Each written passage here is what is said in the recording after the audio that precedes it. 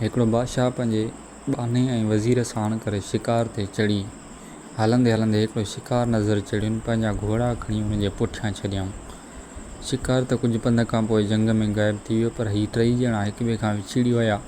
वज़ीर ऐं बाने खे बादशाह जी ॾाढी ॻणती हुई, सो खेसि ॻोल्हण लाइ जंग में जुदा जुदा गस वठी रवाना थिया। हिकिड़ो अंधो फ़क़ीर जो दुनिया खे तर्क करे अचे उन जी जंग में वेठो हो, सो बि इतफ़ाक़ सां उन जी गस जे भरिसां रहंदो हो जंहिं तां बानो पए वियो।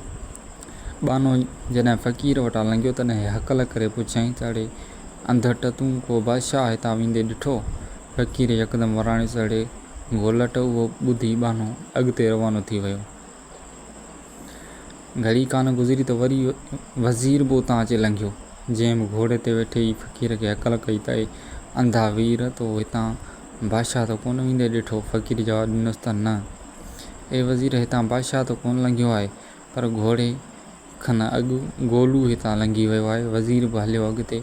अञा कुझु देरि गुज़री त इतफ़ाक़ सां बादशाह ख़ुदि उतां अची लंघियो। तंहिं घोड़े तां लही फ़क़ीर खां वेझो थी पुछियो त अंधा शाह, मुंहिंजो माण्हू त हितां कोन लंघिया? फ़क़ीर बि निहायत अदब सां जवाबु ॾिनोसि त हाओ बादशाह, थोरी देरि थींदी जो हितां बानो वज़ीर पए लंघी विया। बादशाह हैरान थी वियो त हीअ अंधे फ़क़ीर असांखे कीअं सुञातो।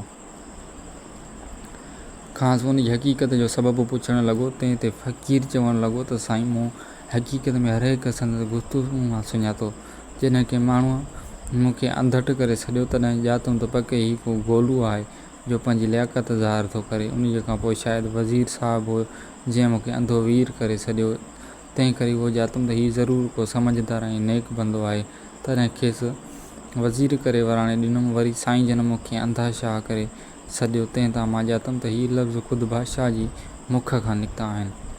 तंहिं करे बादशाह चई जवाबु ॾिनुमि। बादशाह खे फ़क़ीर जो जवाबु ॾाढो वणियो, सो खेसि चयईं त अंधा शाह, अव्हीं जंग खे छॾे ॾियो। खाधे खुराक लाइ तव्हांखे रोज़ु मुक़ररु करे था ॾियूं। बादशाह जी हेतिरी रज़ामंदी ॾिसी अंधे फ़क़ीर खे ॾाढी ख़ुशी थी, सो बादशाह जे लश्कर सां गॾिजी उथी हलियो। हाणे फ़क़ीर रोज़ानो बादशाह जी कचहरीअ में अची हाज़िरी भरींदो हो। हिकिड़े ॾींहुं बादशाह वटि हिकिड़ो लाल विकामण आयो। बादशाह चयो त इहो लाल अंधे फ़क़ीर खे ॾेखारियो, जेकॾहिं उहो पसंदि करे त पोइ वठंदासूं ई। हिन फ़क़ीर लाल खे ॾिसी चयो त लाल त बिल्कुलु सुठो आहे, पर हिन जे अंदरि हिकु जीत आहे जो लाल खे अंदरि ई अंदरि पियो खाए।